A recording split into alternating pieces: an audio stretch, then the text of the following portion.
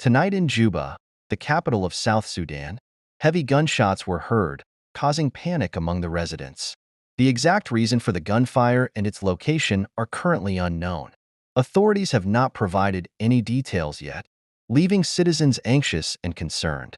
Stay tuned for further updates as the situation develops and more information becomes available.